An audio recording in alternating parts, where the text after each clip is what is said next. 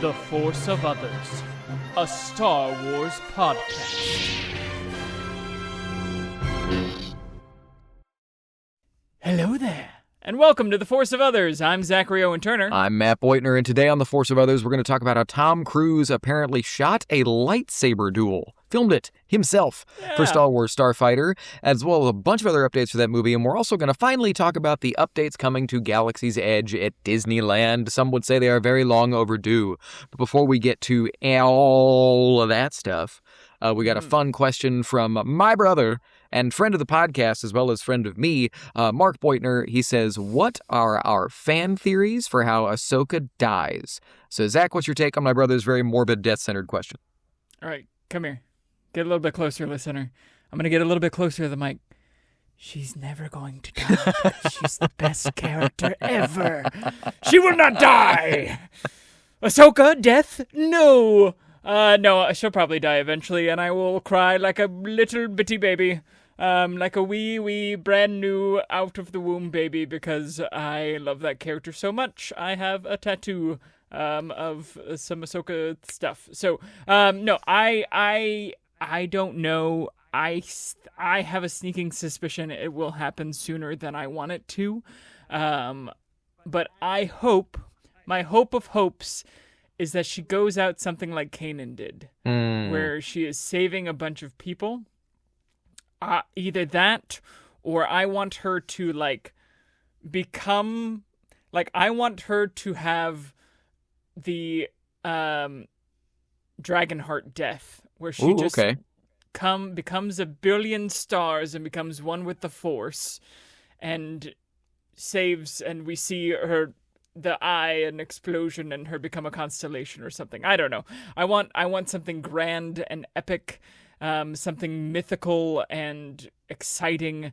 I think with there's got to be some sort of Lord of the Rings reference in it. I think it will happen because Dave has made her Gandalf, right? So I don't know. There's got to be something. Well, then cool. if it's going to be a Lord of the Rings reference, maybe she just kind of sails into, she sails west. Into the worlds between worlds. She sails into the worlds between worlds. She flies into the Wellspring of Life planet that Yoda goes to, and she just leaves this life for the next one.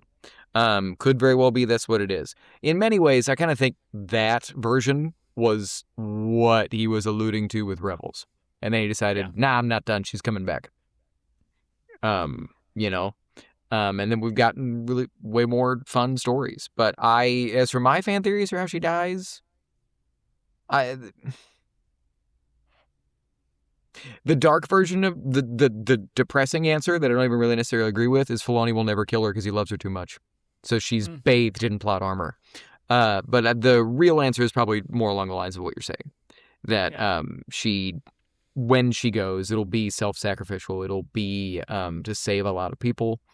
And I hope it doesn't happen too soon, because we're in an era where you kind of need to leave doors open, because you never know when Disney's going to say, you get a movie, you get a TV show. But my fan theory, but the biggest thing that I think is going to happen is it's going to be spiritual, because she has pseudo-died 3 times. She died on the Mortis Arc, and then came back because the daughter sacrificed herself to bring Ahsoka back. And now Ahsoka's being followed around by that owl, that ghost bird, ever since. Moirai, not Moira Rose. Yeah. So that's the first death. The second death was Rebels, where she goes into the world between worlds that we're talking about. Vader was going to kill her, but Ezra pulled her out after being led to that gateway by Moirai. And then last one was on Ahsoka. I choose to believe that as her lungs had filled with water and she was dying. And Anakin gave her one last lesson of that you don't fight to live, right?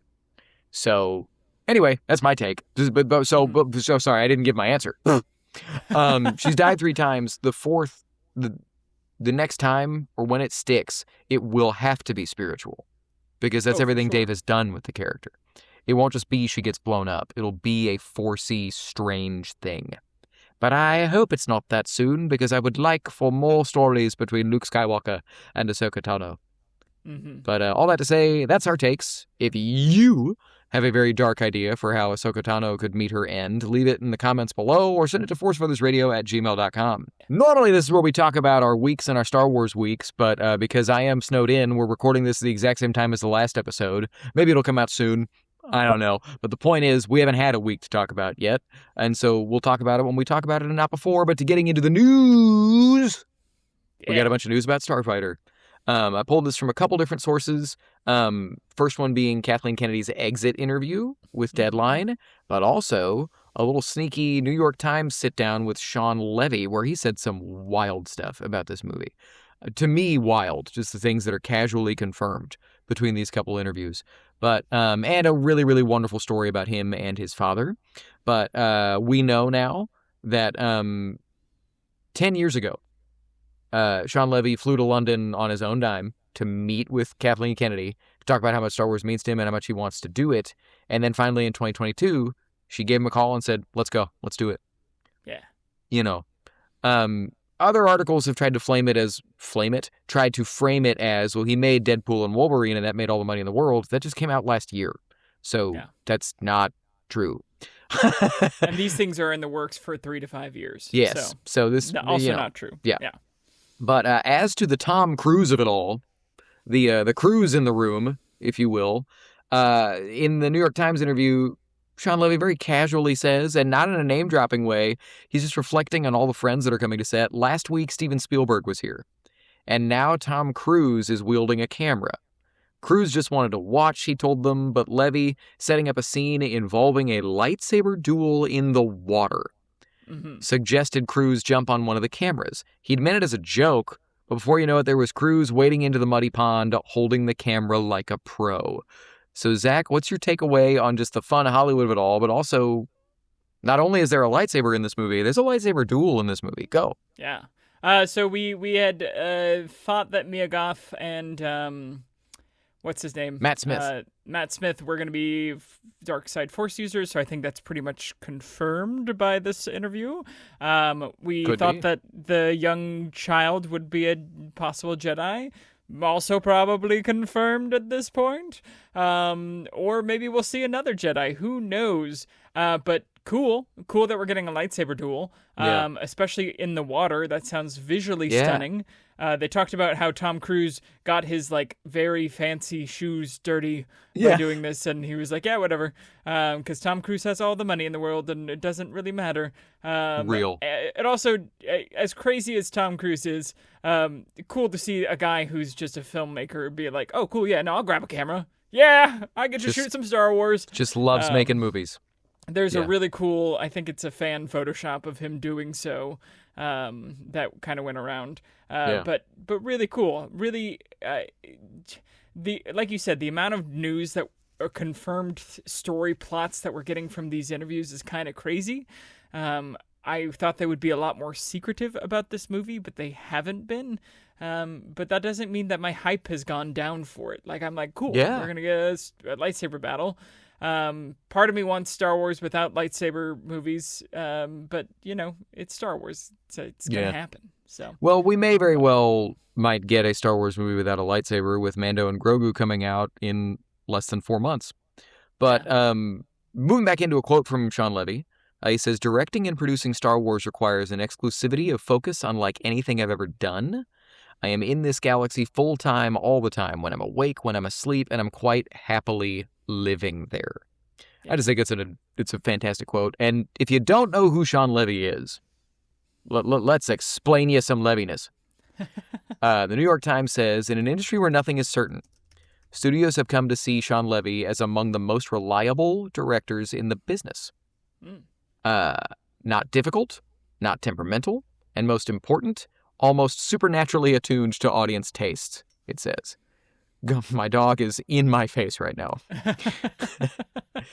Going by boxofficemojo.com, of the 15 studio features he has directed since 2002, all have at least broken even.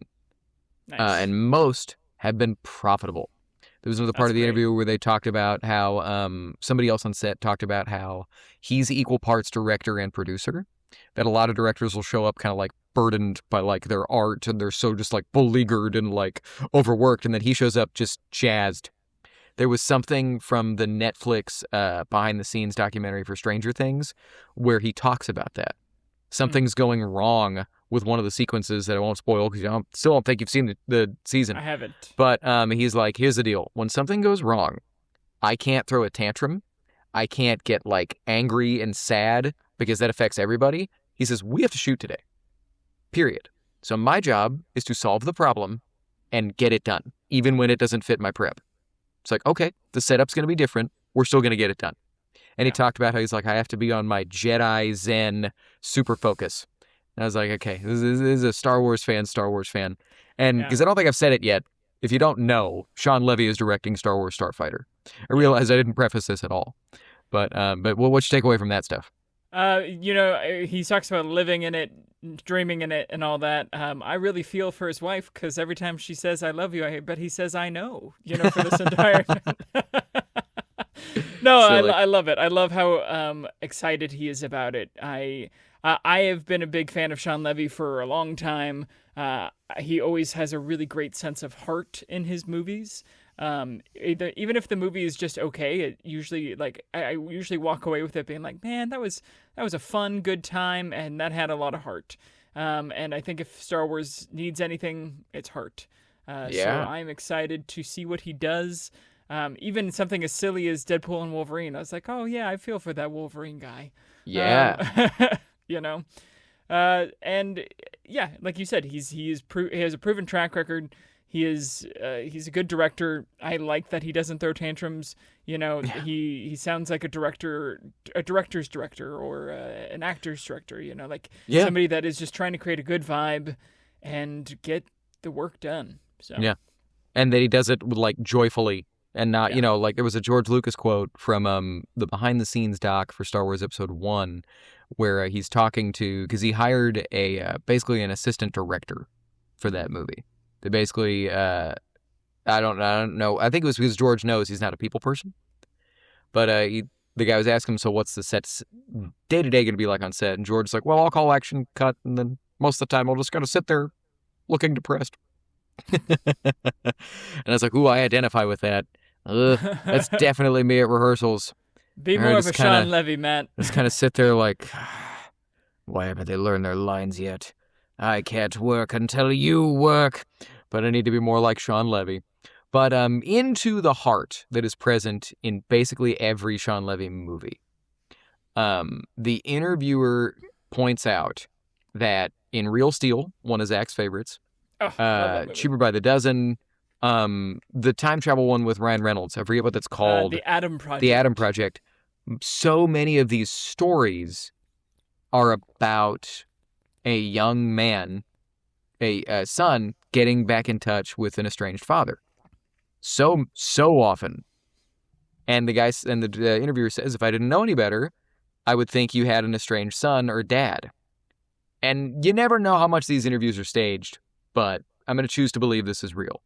Mm-hmm. Levy, to my surprise, began to cry. Oh. And then he started to tell a story about how his dad left when he was 3. Oh. And at 13 years old, roughly the age of most of his protagonists, Levy and his sister fled their mother's home and reunited with their father, an act of courage that Levy credits with saving his life. Mm-hmm. But that became the theme, though he hasn't realized yet, of so many of his films. Levy says, I never, ever connected it before. I'm a little embarrassed I could never figure out why I kept coming back to these stories of a 13-year-old boy being saved by a man. There was something defining about that moment for me, and with Star Wars, I'm doing so again. Mm. The plot of Starfighter remains under wraps, but it's set 5 years after the events of Rise of Skywalker. We knew that already, but we didn't know. This movie is also built, Levy said, around yet another father-son dynamic. Well, we have been told before that Ryan Gosling might be this guy's uncle. Right. Rumored. Yeah. But it was never confirmed. Mm-hmm. So now I'm wondering if that's... But he doesn't even have to be related. Like, Real Steel, they're not related at all. Well, aren't they? No. That's his kid. Is it? Yeah. Yes. It is. Sorry, it's been a long time since I've seen that movie. I only know because I saw it for the first time a couple months ago. I was like, I'm going to watch this movie Zach loves. I had a good time. But so I'm just, that it's built around another father-son dynamic. You could have definitely seen that coming. Star Wars is in its found family era. Oh, for right? sure. But it checks out. So, but a takeaway on that before I say there's two other kind of updates that have been stuck into these things. Yep. That I want to talk about. What's your takeaway on that? No, I mean, it's beautiful. I didn't know that about his personal life, but Yeah. I'm also surprised it took him that long to see the themes across all of his own movies. I think it's great. I think it's great. Found family is important. Reuniting with family is important. Family is important, whether that be traditional or not. Yeah. So. Yeah.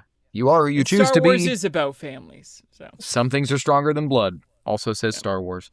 But so last couple things about this movie. In her exit interview, Kathleen Kennedy said this was envisioned as a single film, which we knew, but just for her to say it was not planned, it was not set up with planned sequels. This was envisioned as a single film. Biggest reason I think it's the case is Shawn Levy is a busy guy. If you don't know, he just finished doing Stranger Things, and he's got other things in the can. But, so another kind of sneaky update. We found this 14-year-old kid out of Ireland who had virtually no experience, Kathleen Kennedy says. This is Flynn Gray. Yeah. And the movie is his movie, is what she says. He is the lead of the film, which we kind of figured, but hang on. My dog is actively trying to unplug my computer in spite of himself. You're okay, buddy. I'm back. But Kennedy says, not only was he on set with Ryan Gosling, a great actor to learn from, this movie is structured in a way that he had kind of a new actor coming in every few weeks that he was one-on-one with. Matt Smith, Amy Adams, Aaron Pierre. She goes on to say, like, what a great university for this kid. Yeah. But I'm taking away plot details, dog. If the movie is structured in a way that he is one-on-one with all these different characters. Yeah. So we know Amy Adams' mom. I didn't think he would ever be one-on-one with Aaron Pierre. Yeah, right? Also, that dude's about to... he already is blowing up, but that dude is blowing up. He's about to go sky high. He is Jon Stewart, Green Lantern, and he is... Now that we know that he's got one-on-one scenes with Flynn, he's going to have one-on-one scenes with the lead of a Star Wars movie in which there is a lightsaber duel in the water. Yeah. So... He could be a Jedi. We could be completely wrong about... He could be a Jedi.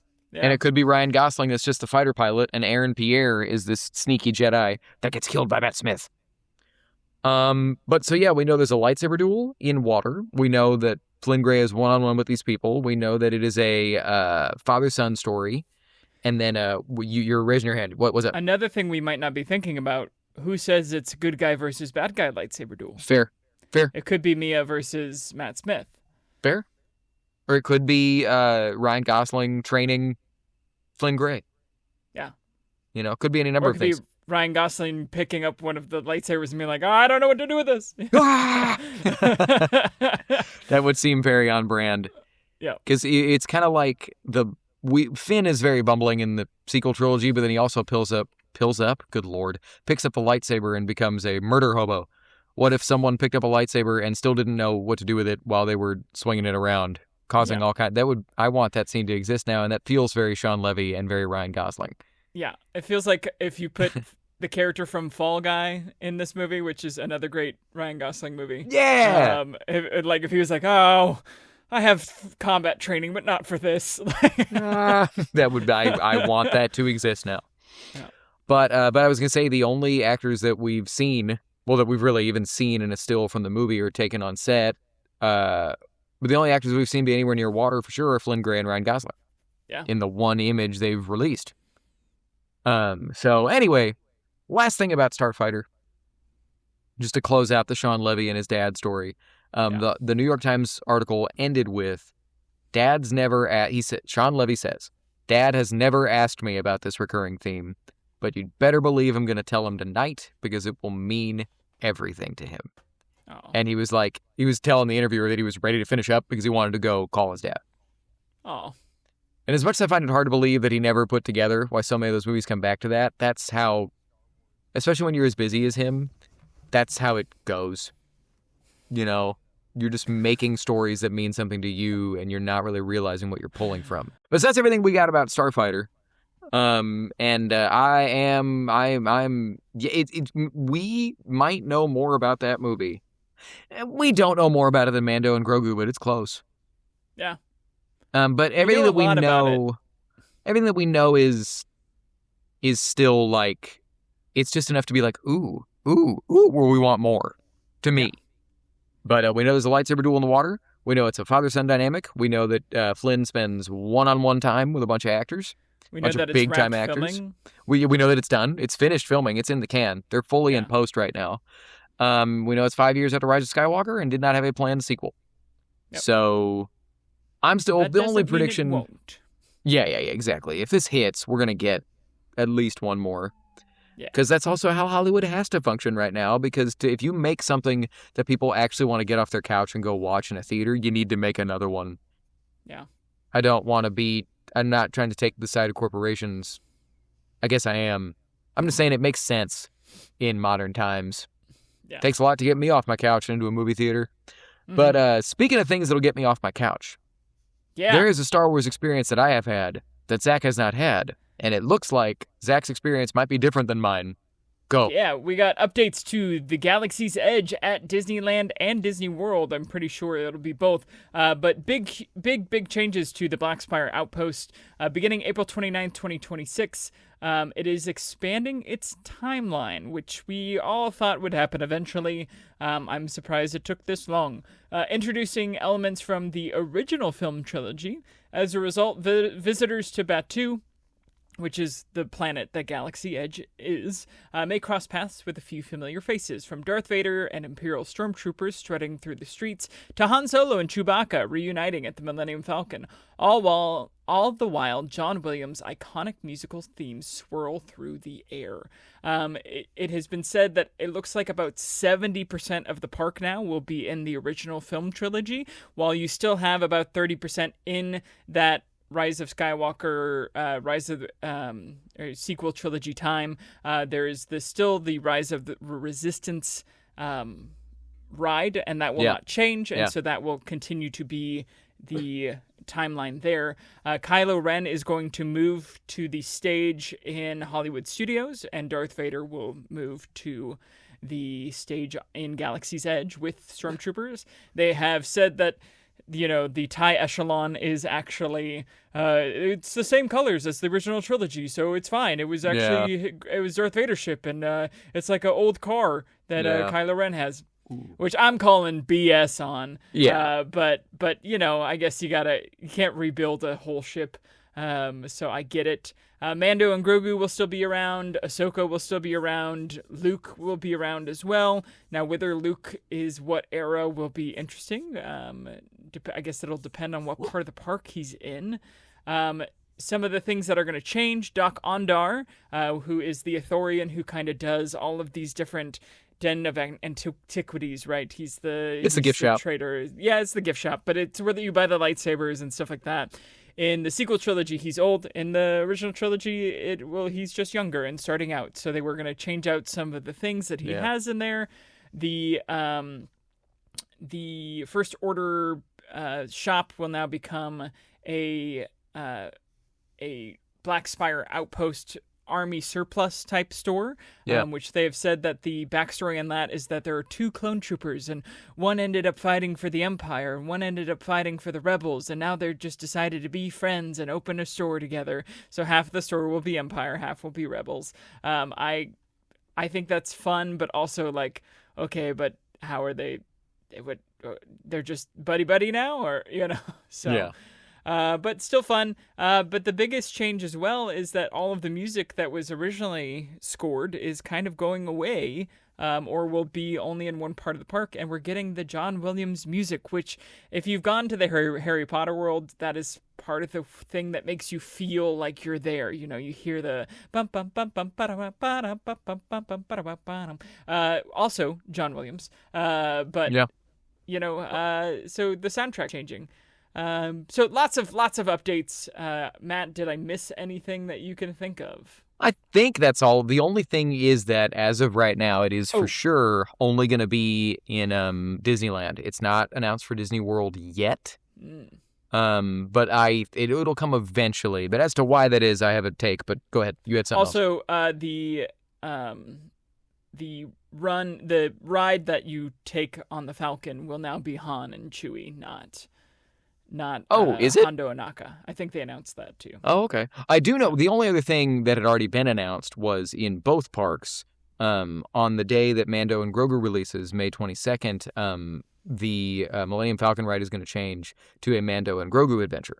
Cool. I think it's just going to be once you're in the actual ship, that instead of whatever mission it is, or you're stealing something from someone, I don't remember, it's going to be Mando and Grogu flying around with you from time to time, probably in like one sequence at like the end of it after you go on a similar mission.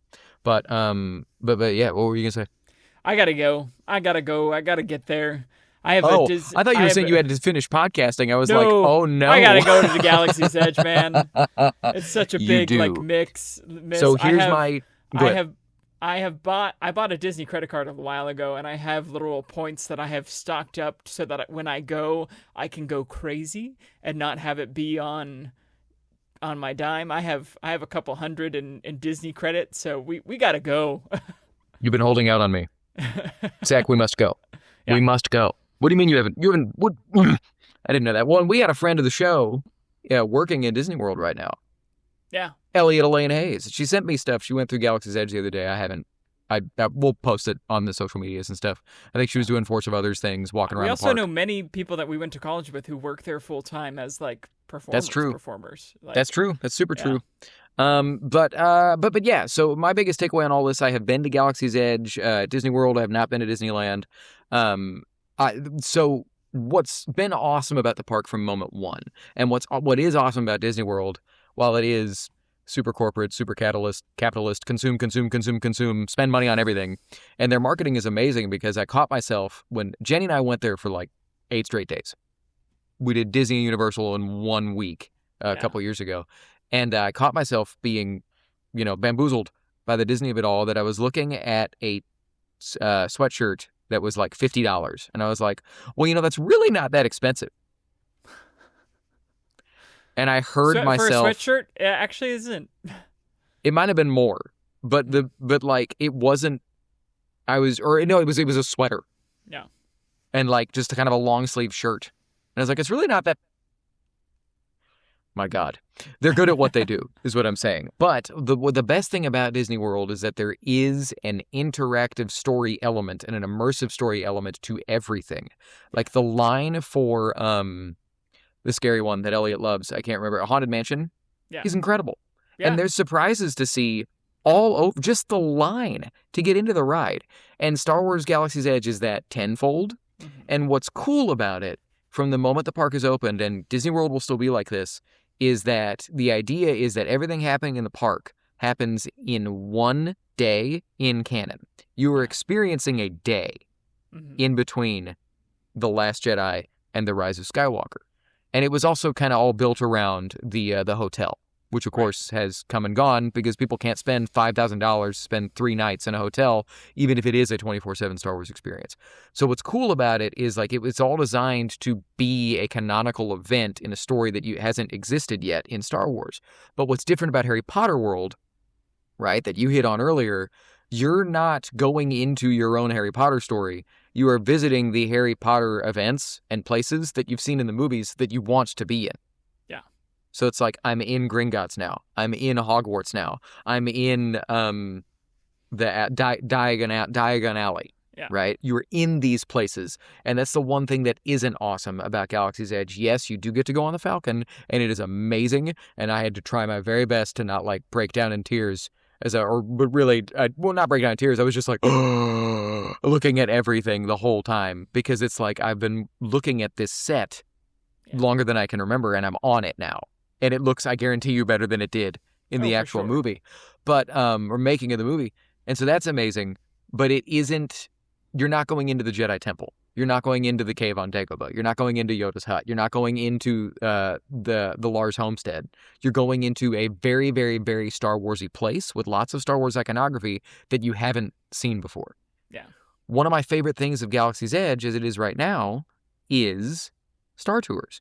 It's a silly, dopey ride that has been around forever in different versions, but the way we went into the park, that was what I saw first, and you're looking at a 2 scale at Walker. Oh, yeah, it's great. For the queue, and you're hearing John Williams cues from the movie, and I got all the Star Wars tinglies as that was happening.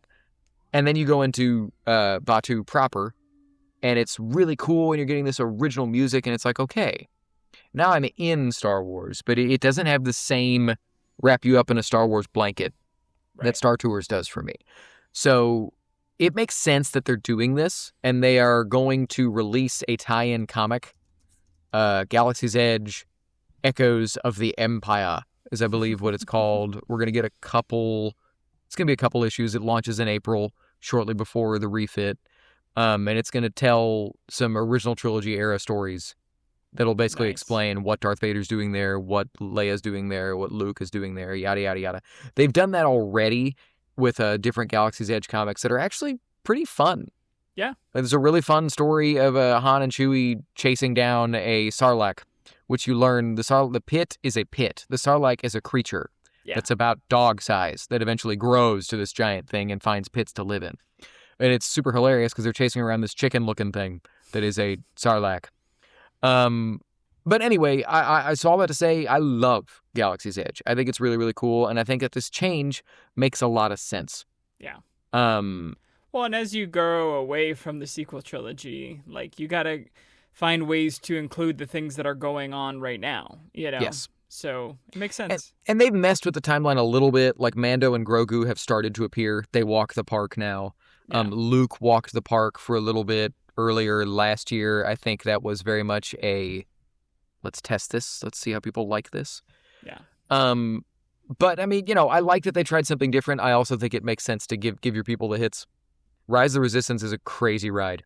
It's so fun. It's so fun. I like Smuggler's Run better. But I think it's also because it doesn't. Rise of the Resistance is amazing. It's not flying the Millennium Falcon with my friends. Yeah. You fly the Millennium... Think about that sentence. I know we're being shameless fanboys right now. Just roll that sentence around in your brain. Yeah. Flying the Millennium Falcon with your friends. It's crazy. Yeah. Dark side is 2 people get to fly. The other 4 people behind you are pushing buttons and can watch the screen as you are determining how well the ship goes up and down and left and right. Funny story I might have told before. I went with Jenny. And on that ride, we discovered that something she has developed in our, early middle-aged life, or I guess the end of not middle-aged life. She has got mad motion sickness on rides with screens. No. And it was so funny because I was left seat, she was right seat. So if I remember right, that means I'm left and right, she's up and down, or one of those, whatever. It doesn't matter. And so I'm looking, and we're hitting everything on one side. And the ship was going like this. I was like, Jenny, what are you doing? It was very much Han and Chewie. Jenny, why are you doing? And I look over, and she's flying the ship like this.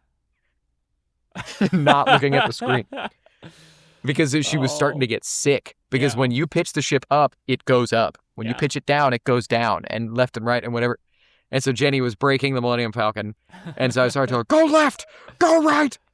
Very Han and Chewie, very, very fun. Yeah. But yeah, it's just... There's nothing that compares to that in Rise of the Resistance for me. Right. But so I'm excited to have a park that is more of, let's just give you the Star Wars hits that you like. And I made fun of Doc Ondor's, called it a gift shop. It's really cool because you walk in and yes, it is, we're going to sell you more stuff, but then you're looking at the wall and he's a very Indiana Jones type of character that is collected so much so that there are things. Indiana Jones things there. Yes. Yeah. And the cantina, the drinks are incredible. Yeah. And the music is fun and the atmosphere is wild. The only thing that sucks is you get seated at a random table you do not choose, so you are sitting with other people. Oh, okay. You don't get to pick where you sit. And so it's kind of like, oh, I don't want to be around these not me's and not my friends. Yeah. Go away, weirdos. But, we sat with cool people and Jenny and I talked to ourselves. Nice.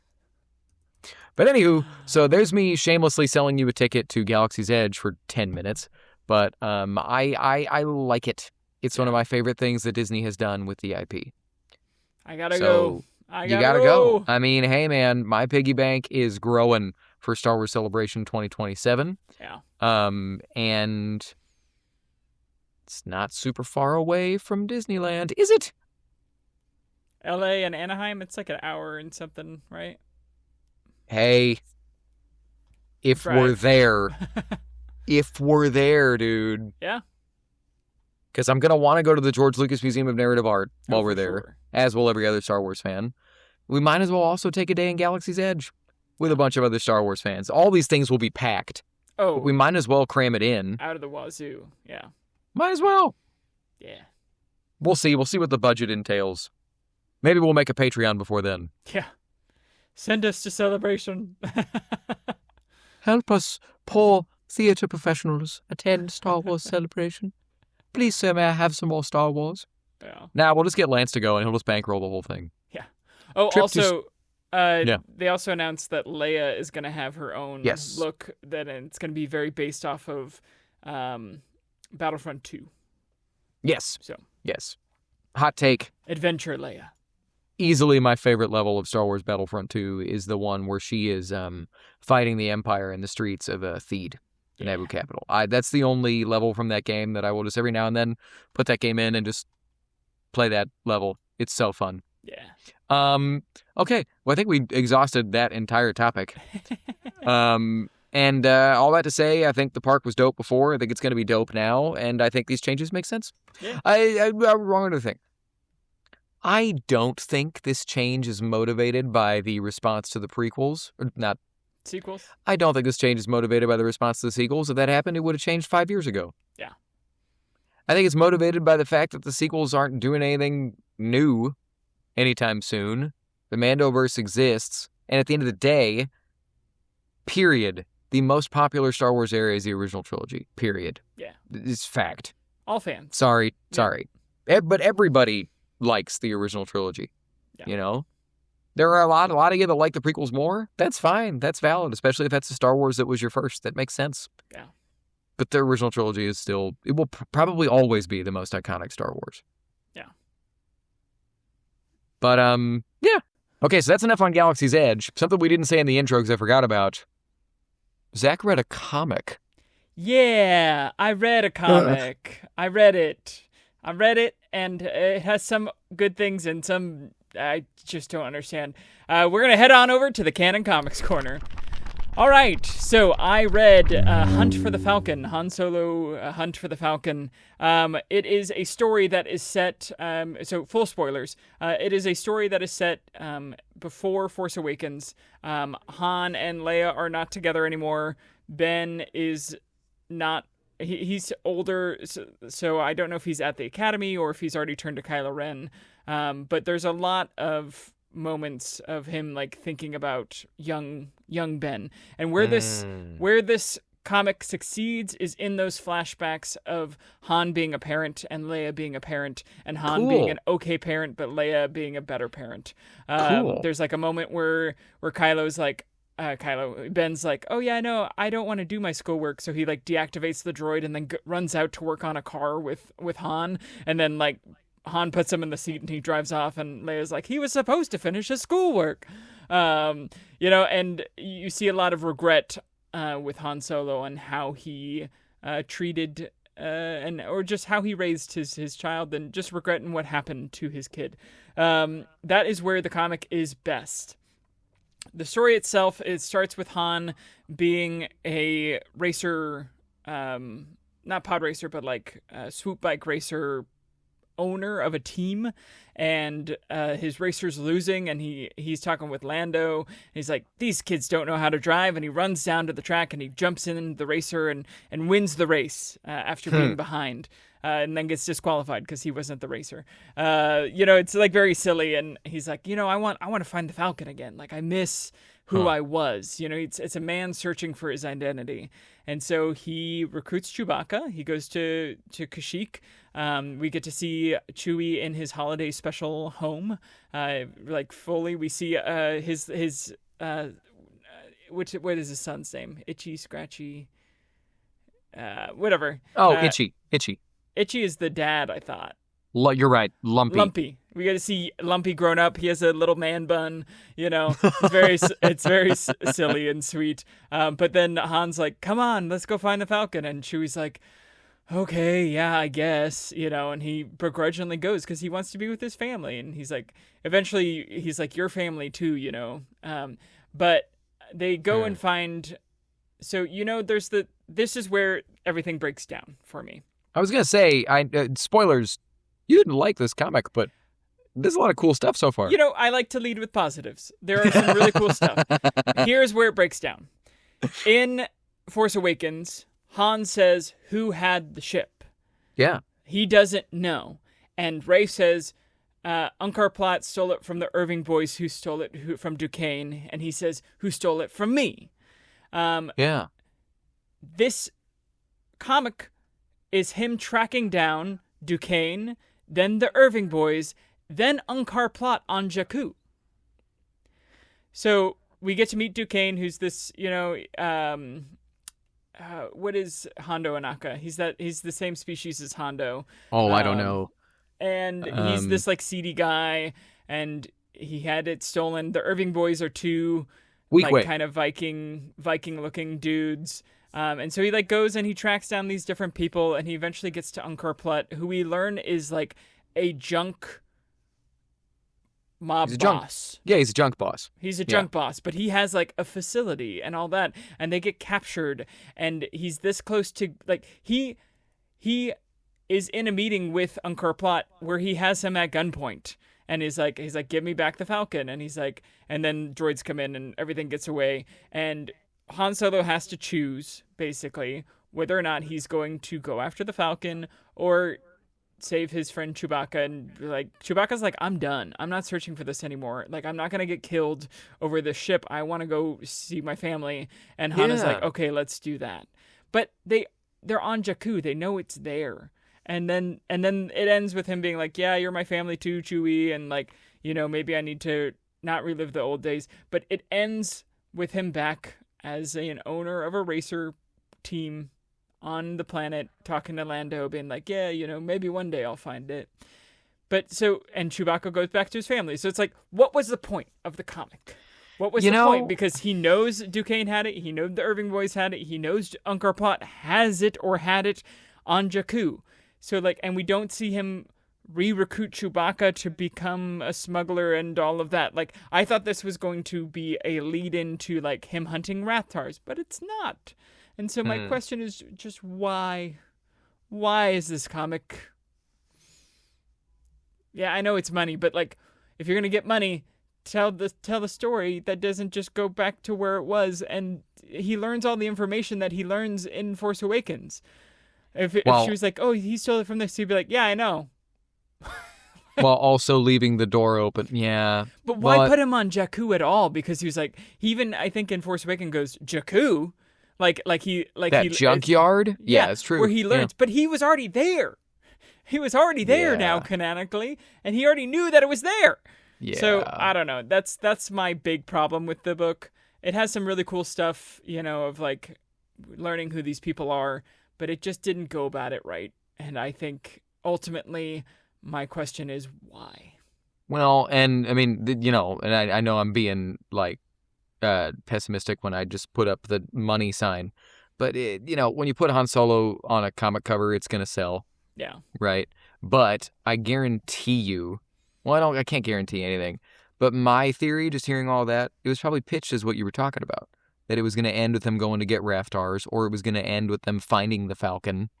Yeah. And then they're running up. Is it really our ship? Mm-hmm. And then that'll be the end of it. Right?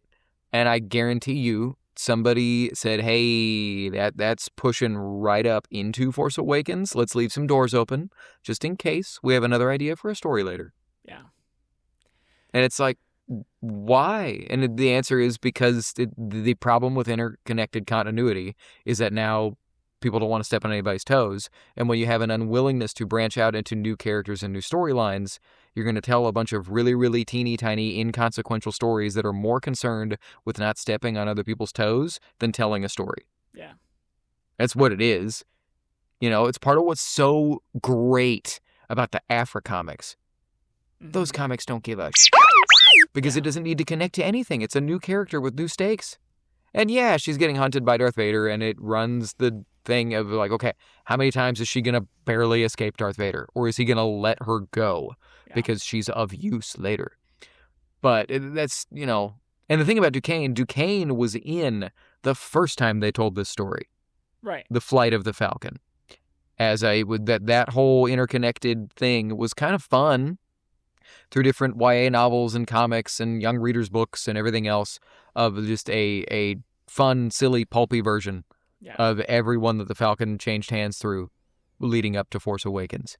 But yeah, this comic sounds... Thanks for reading it, man. Yeah. Because now I don't have to. And another reason you won't want to is the introduction to Chewbacca is him and his son fighting one of the giant spiders from Kashyyyk.